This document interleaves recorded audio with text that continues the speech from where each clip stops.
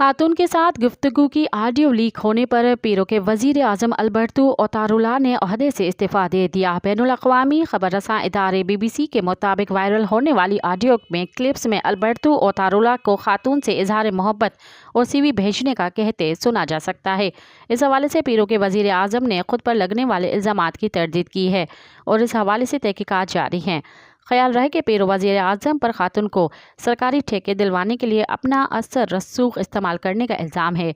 ये स्कैंडल गुज़िश्ता हफ्ते शिद्दत इख्तियार कर गया था जब एक चैनल ने अल्बर्टो की खातून से गुफ्तगू की ऑडियो नशर की। ये भी जहन में रहे कि वज़ीर आज़म अल्बर्टो ओतारोला 2022 के इख्तिताम तक पीरो के वज़ीर दिफ़ा की हैसियत से काम कर रहे थे। मज़ीद ख़बरनि ऐं तफ़सीलात लाइ विज़िट कयो असांजी वेबसाइट www.awamiNewsHD.com ऐं ॾिसंदा रहो अवामी न्यूज़ HD।